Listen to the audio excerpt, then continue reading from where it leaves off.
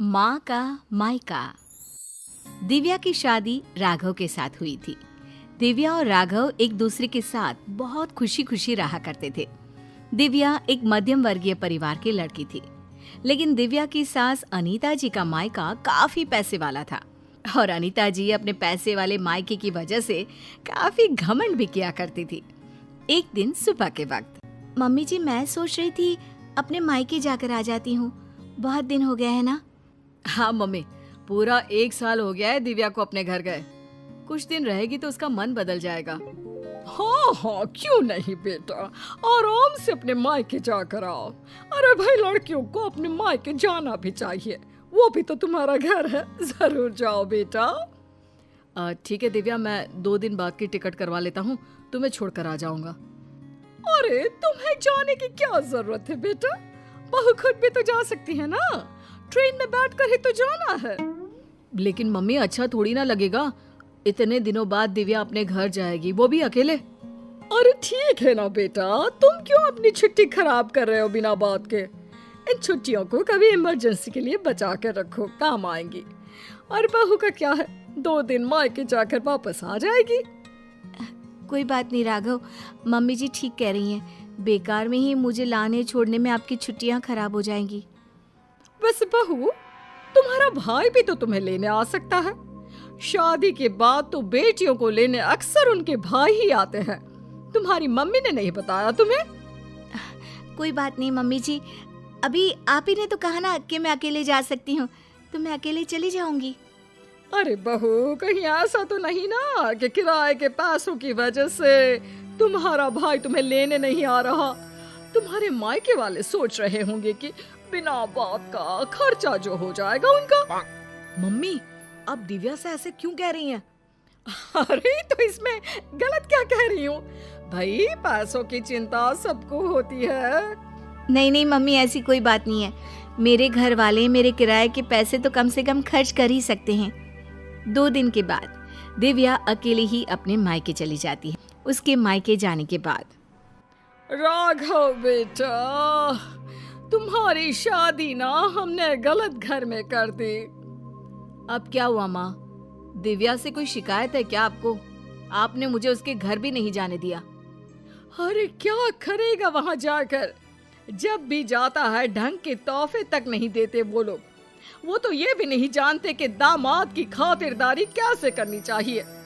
Mummy, आजकल के जमाने में कौन इन सब बातों के बारे में सोचता है?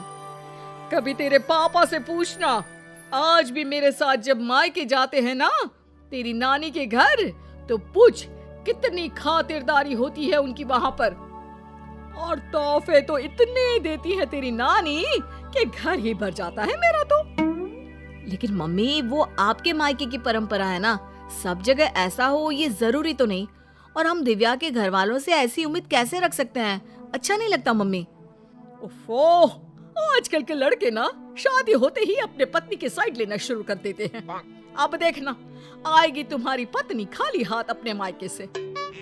कुछ दिनों के बाद दिव्या अपने मायके से लौट कर आती है और वो अपनी मम्मी के दिए हुए गिफ्ट अपनी सास अनीता जी को दिखाती है।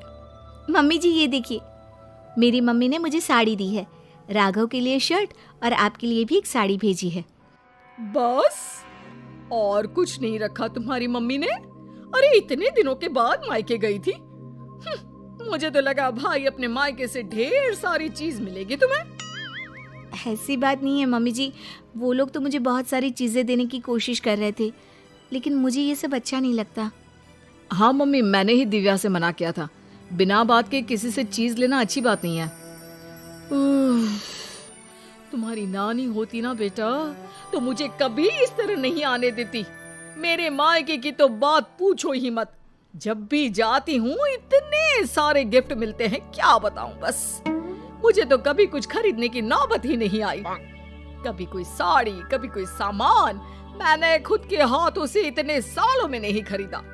सब कुछ तुम्हारी नानी ने दिया है मुझे। मम्मी, अब वक्त बदल गया है, वो आपका मायका है, दिव्या का परिवार पूरी तरह से अलग है। हाँ मम्मी जी, और वैसे भी सबका परिवार एक जैसा नहीं होता ना, और मुझे मेरे परिवार से कोई शिकायत भी नहीं है। कुछ दिनों के बाद अनीता जी अपने मायके जाती है और जब वहाँ से लौट कर आती है तो बैग भर भर के गिफ्ट लेकर आती हैं। देखो बहू, इसे कहते हैं मायके से आना। अरे भाई, इतना सामान हो गया था कि क्या बताऊं। अरे वाह मम्मी जी, ये तो बहुत अच्छी बात है, आपको इतनी सारी चीजें मिली हैं। वही तो, और एक तुम्हारे मायके वाले हैं, ठीक से मिठाई भी नहीं भेज सकते बेटी के ससुराल वालों के लिए। मम्मी जी, आप ऐसा क्यों कह रही हैं? देखो तो सही बहू, मेरी माँ ने पूरे 5 डब्बे रखे मिठाई के। इसे कहते हैं बेटी को विदा करना। तुम्हारी तरह नहीं खाली हाथ भिजवा दिया। बस करिए मम्मी, दिव्या आपकी बहू है, आप उससे इस तरह बात करेंगे तो वो क्या समझेगी। राघव के बार बार समझाने पर भी अनीता जी पर कोई असर नहीं होता और वो कभी भी दिव्या को उसके मायके के लिए भला बुरा सुनाती ही रहती है। एक बार अनीता जी की तबीयत बहुत खराब हो जाती है। मम्मी जी देखिए, आपको बिस्तर से उठने की कोई जरूरत नहीं है, आप आराम कीजिए, आपको जो भी चाहिएगा मैं लाकर दे दूंगी। हाँ हाँ ठीक है, देखो तुमसे जो हो रहा है वो कर दो। बाकी मैंने अपने भाई को फोन कर दिया है, मेरे भाई और भाभी आ जाएंगे मेरे मायके से मेरा ख्याल रखने के लिए। मम्मी आप ऐसा मत कहिए ना, दिव्या आपकी बहू है, वही ख्याल रखेगी आपका। मामा और मामी कितने दिन आपका ख्याल रख लेंगे। ऐसा कुछ नहीं है, मैंने कहा ना, मेरे मायके वालों को बड़ा प्यार है मुझसे। एक फोन करूंगी और दौड़े चले आएंगे। पूरा 1 सप्ताह बीत जाता है, लेकिन अनीता जी के मायके से कोई नहीं आता और दिव्या दिन रात अनीता जी की सेवा करके उनकी तबीयत ठीक कर लेती है। तबीयत ठीक होने के बाद, दिव्या बहू, जरा यहाँ तो आना मेरे पास। क्या हुआ मम्मी जी, आप ठीक है ना? आपको किसी चीज की जरूरत तो नहीं है? बहू मुझे माफ कर दो, मैं हमेशा अपने मायके का घमंड करके तुम्हें उल्टा सीधा सुनाती रही, लेकिन फिर भी तुमने मेरी इतनी सेवा की। मम्मी मैं आपसे कहता था ना, अगर आप अपनी बहू से प्यार से पेश आएंगे तो वो आपका बहुत ख्याल रखेगी और वही जिंदगी भर आपके काम आने वाली हैं। लेकिन मैंने तो अपनी बहू को हमेशा ताने मारे और फिर भी उसने मेरा इतना ख्याल रखा। मुझे माफ कर दोगी ना दिव्या? अरे मम्मी जी ऐसा मत कहिए, आप हमेशा मेरे मायके वालों को भला बुरा कहती रहती थी, लेकिन एक बात बताऊं, सबके घर वाले ना अलग अलग होते हैं, सबका अपना अपना नेचर होता है, लेकिन इसका मतलब ये नहीं कि मेरे मायके वाले मुझे प्यार नहीं करते, और इसका मतलब ये भी नहीं कि आप मुझे प्यार नहीं करती, है ना सच?